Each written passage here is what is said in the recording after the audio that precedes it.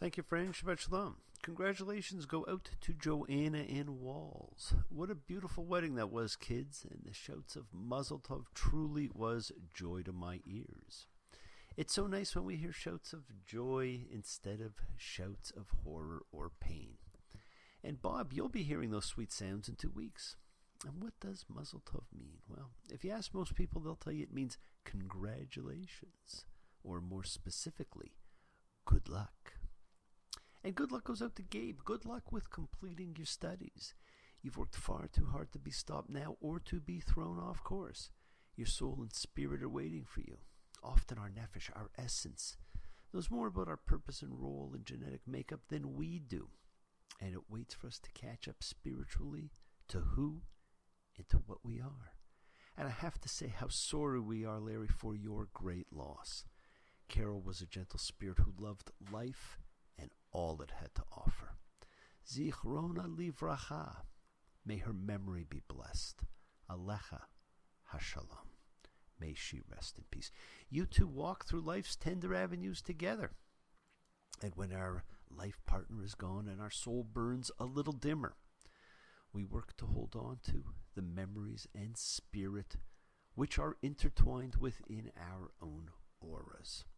And these are the real things to hold on to and honor. Having written the blessings for the Buddhist relic tour, I can tell you, physical particles encased in gold are not what contains the essence of those great sages. Memories, smiles, the influences and thoughts are the essence of a great soul or partner. She will always walk by your side and be there to love and help guide you, my friend. So good luck to you all, those who've lost, those who've gained, those who choose to share. And Mazel Tov, my friends, does not mean good luck, but good stars. And stars are one of the things we are warned about in this parsha. And interestingly, my friends, we have just begun the month of Elul, the only month of the Hebrew calendar containing no festival days. I know sometimes some people think there are more Jewish holidays than non-holidays, but it's not true. We are in the countdown now, counting down to what was an unnamed holy day, the first day of the 7th month, known as a day of healing, or shofar blowing, Yom Teruah, now known as Rosh Hashanah, and we approach a topic first suggested by Jethro, Moses' father-in-law in Parsha Yitro, when he suggested a system of judges to help Moses from getting burnt out. And so the topic is revisited in this Parsha, shoftim, judges. And of course, Rosh Hashanah and the 10 days of leading up to Yom Kippur are the period of judgment. There is much in this parsha, friends, much reiteration. And again, I will remind you, this is the book of words, or Mishnah HaTorah, repetition of the teaching. Except it's not really repetition because everything changes a little. There'll be subtle changes on judging and bribing, more definition on the sanctuary towns, rules regarding witnesses and capital punishment, an amazing list of who should be excused from military service, and a call for a king, and more. This parsha is not about justice. It's about how hard maintaining divine justice is, and how hard it is for us to overcome the foibles and imperfections of our species. It is about the common community member and how important community is, and how the divinely chosen king or leader has an obligation to follow not just the law, but the divine law that protects all of us and protects one of the things that brings divinity to man, dignity. Our sages placed a great value on human dignity. You see, friends, we live a double life. One life in our external world, our relationships with family and friends, our jobs, our careers, our place in society, and one life in our internal world of private feelings and thoughts, contemplations, introspections. We are influenced by both worlds, and we need them both. But too often, it is the external world which provides our sense of worth and respect. This parsha reminds us that we actually emanate from the inside out. And we must maintain balance. And in order to do that, we have to hold on to our integrity. Integrity, dignity, honesty, honor, truth, self-respect, pride, self-worth. All of these are synonyms when you look up those words. What a combination, friends. If we simply granted these to everyone, what kind of a world would we have? Where we give integrity and dignity. We have unity. Now we are told that judges must take no bribe, because a bribe blinds the eyes of the wise and perverts the words of the innocent. And friends, it sounds like something more from Proverbs, or perhaps even a fortune cookie. In Exodus, where this originates, it says cited instead of wise, and there is a difference. And as you go through this parsha and read about all the things mentioned earlier, you realize that more times than not, our major problem is attitude. And changing your attitude is as easy or as hard as changing your mind. Someone once said, bad habits are easy to form and hard to live with. Good habits are hard to form, easy to live with. Friends, it's true. I personally have been more of an expert on the bad habits part, but I am getting better. Friends, we must change our habits and return to integrity and dignity and unity. As Bob Dylan sang in Gonna Change My Way of Thinking. Gonna change my way of thinking, make myself a different set of rules. Gonna change my way of thinking, make myself a different set of rules. Gonna put my good foot forward and stop being influenced by fools. I've mentioned before that this book is different. It is a repetition of rules, but for an established society, not a forming one. And it was probably written many, many hundreds of years later than the others. And it loses itself in a swirl of time. We are forbidden from doing exactly what the patriarchs and Moses did. Set up monuments where worship took place. Moses goes from making them to saying God hates them, all within a 40-year period. Now there can be only one place of worship. And so even though Joshua, when he crosses over to the promised land, sets up a large stone, that is a pillar, the time frame is different. His is before there is a single place of worship. But this book obviously points to a time when there was centralization. And friends, there's to be no star or moon worship interpretation or seers. In fact, in Deuteronomy, there is a great list of not allowed practices. And the practitioners are to be put to death.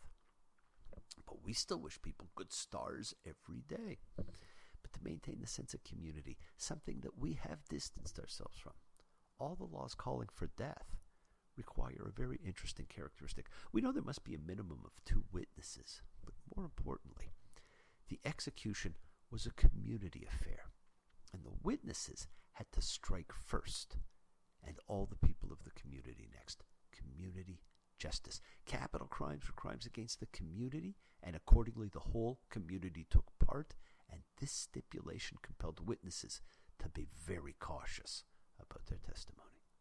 Perhaps the fact that all the people had to carry out the execution was one of the things that made capital punishment an extreme rarity in rabbinic law.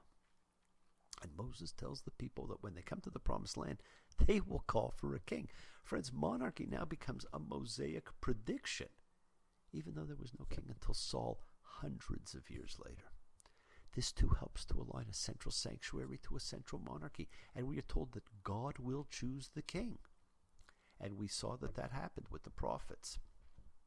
And he is not to get himself many horses, that he not turn the people back to Egypt when the Lord has said to you, you shall not turn back again on this way.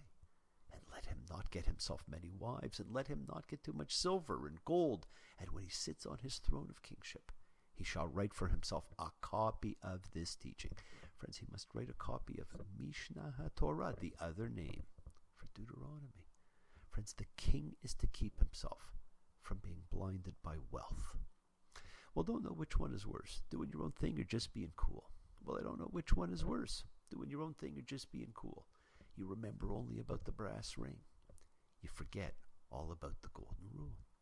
And the statement of not turning back is the only warning of its kind in the Torah. And friends, the warning is of going back to a mentality of fear and constraint. That is what Egypt meant.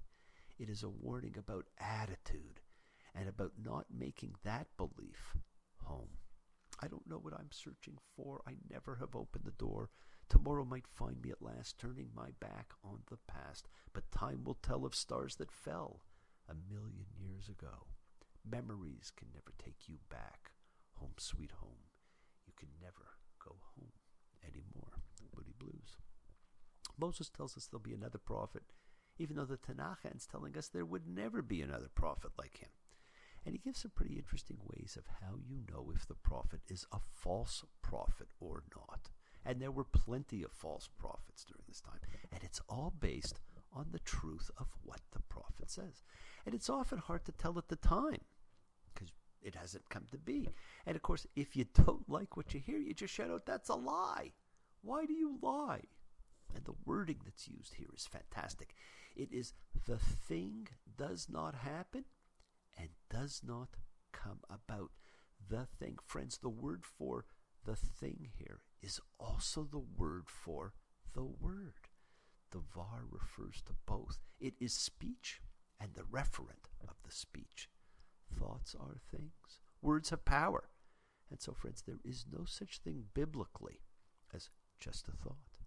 We tried to diminish the power of thoughts and words today by saying that, but as Max Bialystock said to Leo Bloom and the producers, worlds are turned on such thoughts. And because worlds are turned on thoughts, the Torah provides a mechanism here for change, even if it is a divine law. Authorities in each age can determine what to do.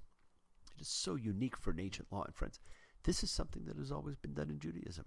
Rabbis and scholars work together to change laws when necessary, and they do so with reverence and wisdom. We are told we have a legacy in the land. And it is interesting that so very little of the Torah actually takes place within the Promised Land. And in fact, the term land of Israel never occurs in the Torah. Oops, there go those illusions of truth again. You see, for most of our history, Jews have actually lived outside the land. And the content of most of Exodus through Numbers is the story of liberation and a journey home.